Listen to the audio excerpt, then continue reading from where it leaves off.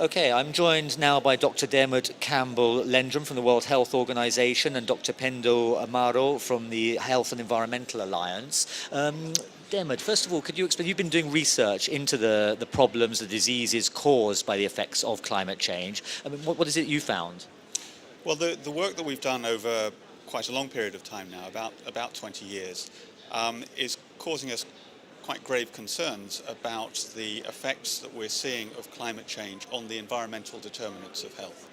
Sometimes we talk about specific diseases. We talk about the effect of climate change on heat stress or on malaria or on diarrheal disease, on malnutrition and so on. And these are all extremely important issues.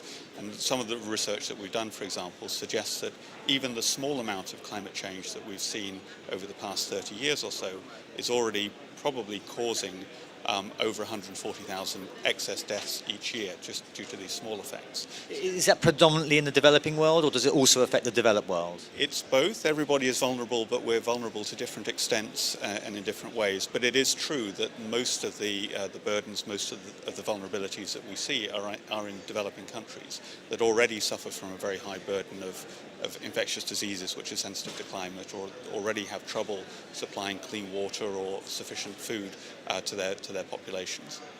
Use the word probably in there. I mean, with the research developing, does that probability increase, the probability that these diseases are linked to climate change? Well, I think there is no dispute that all of the diseases that we're talking about are highly sensitive to climate conditions. Nobody argues that temperature and precipitation affect malaria, they affect diarrheal disease, they affect malnutrition. And we have pretty good modelling, I would say, pretty good estimates of the impacts of climate change on those diseases. We never have absolute certainty, but absolute certainty is unreasonable to expect when you're talking about an escalating risk that you're not going to be able to reverse for 10, 20, 30, 40, 50 years. So the real concern that we have, in fact, is not just so much on the individual diseases, but the fact that we see the environmental determinants of health being eroded. We see the problems of drought, making it difficult for us to supply fresh water to populations or sufficient food to populations. We don't have numbers for those. We see enough to be seriously concerned for the future. Which kind of areas, give me some examples of areas where you've carried out your research, where you've seen obvious effects of pretty, almost certain effects of climate change? Well, I would say that I can take some new research that's just starting to come through now, where we have very good monitoring data of basic all-cause mortality in sites from around Africa and around the developing world. And there you can see very strong correlations between weather variables and disease impacts, in this case all-cause mortality. We can give you many examples. Diarrheal disease in the developing world, again, follows very closely temperature and precipitation patterns. And so each time, for example, we see an El Nino event when temperatures go up, we see that reflected immediately in the diarrheal disease in children basically presenting with severe diarrhea and in some cases dying. Pendo, that obviously health is not something that can be taken in isolation. It has a knock-on effect on various other aspects of daily life. Expand on that a little bit, please. Yes, I mean, health is incorporated as well in development. As well, it's about our survival, it's about our future and that of our children and grandchildren. So we're here really to make sure that health is incorporated into the talks and it's highlighted properly, because it's we're doing this for us, for today, for tomorrow, and the days after tomorrow, and for later generations. And health is not in isolation, it's part of development, it's part of poverty. If you do not address, you cannot develop with sick people. It's quite obvious, isn't it? We cannot have economic development if our people are sick. Improvements in health have improvements also in productivity. And as well as we cannot develop in a sick environment. If the environment is sick, we can't develop either. So it's a much broader issue.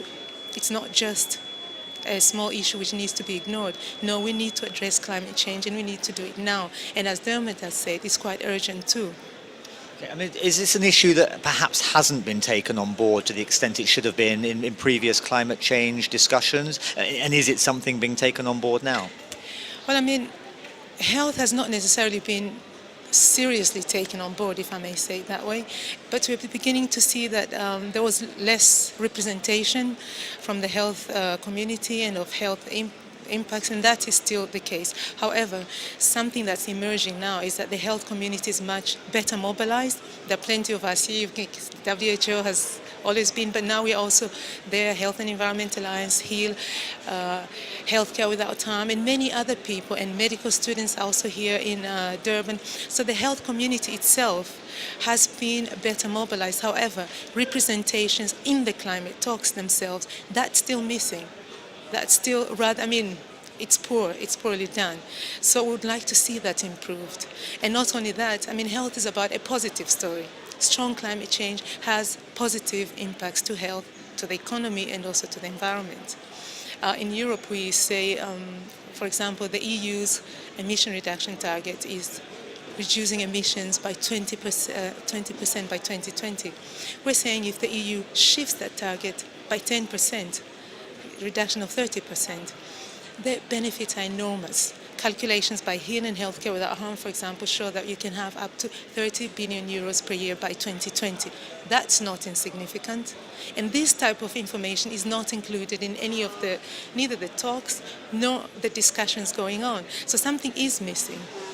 Thank you. And Dema, what would you like to see come out of COP17 and beyond? Well, I think what we'd like to see is what everybody would like to see. It would be an effective and equitable agreement to reduce greenhouse gas emissions and also to provide support to protect the most vulnerable populations. But I very much agree with the points that Pendo has raised. Basically, the difficulty that people are having with the negotiations, all of the frustration that people have, that's not the cause of the problem, that's the symptom of the problem. And the real cause of the problem is that I don't think we've articulated well enough a positive vision of what a low carbon economy that provides protection to people actually looks like. And if we just have the vision of towns and cities with clean energy, clean water, effective public health systems to protect them, those are the same cities that will also reduce greenhouse gas emissions, save money for the economy, and be pleasant and health-promoting places to live. So if we are able to build that vision and the political will behind that vision, that gives you then the support that you take into the negotiations. So that's what I think we have to concentrate on, is to really articulate the positive vision of a healthy and sustainable society.